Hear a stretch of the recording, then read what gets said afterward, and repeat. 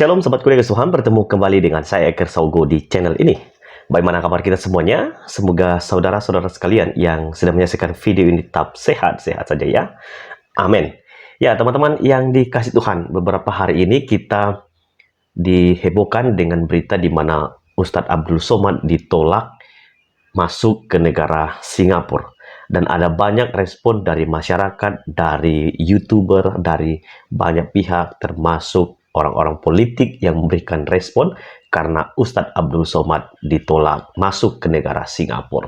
Nah, teman-teman, di kesempatan ini saya akan mengajak kita mendengarkan satu pesan yang disampaikan oleh Nyai Dewi Tanjung terkait dengan penolakan Singapura terhadap Ustadz Abdul Somad yang tidak diizinkan masuk ke negaranya. Apa pesan yang disampaikan oleh Nyai Dewi Tanjung kepada Ustadz Abdul Somad?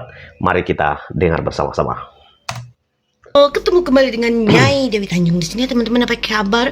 Semoga teman-temannya diberikan kesehatan panjang, umur, murah rezeki, amin ya rabbal alamin. Kemunculan Nyai kali ini tidak bersama si sapu jagat, karena sapu jagat lagi istirahat. Karena Nyai ini hanya mau membahas tentang si Somad. Jadi si sapu jagat tidak perlu dimunculkan, gitu ya. Nah, Nyai mendengarkan berita, dengari burung ababil Nyai. Katanya Somad itu dideportasi. Pertanyaannya, apakah Somad itu sudah stay berapa lama di Singapura sehingga katanya dideportasi? Hello, orang-orang cerdas. Deportasi ngerti nggak sih artinya dengan ditolak? Hah? Bukankah Somad ini dia itu nyebrang dari Batam dengan beberapa keluarganya, menaiki ferry, ya, nyebrang dari Batam pakai ferry. Lalu begitu dia mau melewati petugas imigrasi, itu ditolak oleh petugas imigrasi Singapura. Ya, bisa jadi pas pada waktu ke Singapura si Somad cuma pakai kain sarung sama sorban. Iya pasti ditolak lama. Somad, sesuaikan dong. Kalau mau pergi ke luar negeri, jangan ke Arab-Araban, itu mah Singapura. Ya pakai celana, jangan pakai sarung. Ngapain kamu mau pakai sarung? Ya kan? Gitu loh, makanya ditolak. Apalagi mungkin dianggapnya lah tampang-tampangnya Somad ini ya tampang-tampang yang mencurigakan. Ya kita kan nggak tahu apakah memang pemerintah Singapura tuh memang sedang memberantas radikalisme atau ustadz-ustadz radikal seperti Somad, teman-teman.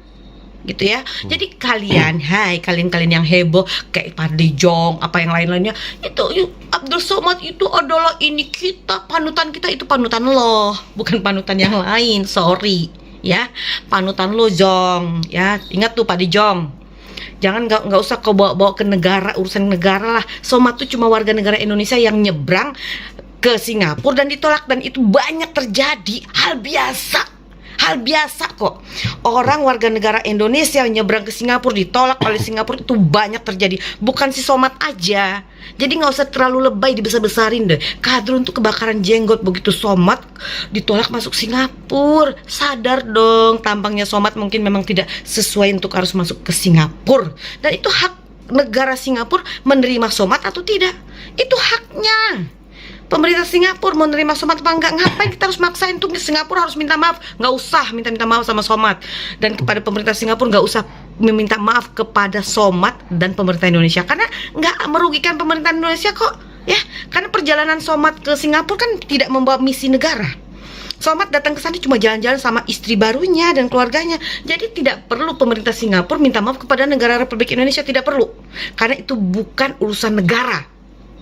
Kalau misalnya pemerintah Singapura menolak ada warga negara Indonesia masuk melalui Batam, ya tolak aja. Kalau memang tampangnya itu dirasa memang nggak meyakinkan atau memang tampang ustadz radikal kayak Somad, tolak aja daripada dia nanti menyebarkan ujaran kebencian di Singapura. Terus Singapura dia mau berjilid-jilid lagi kayak di Indonesia. Apa nggak capek? Kita aja capek, ya kan?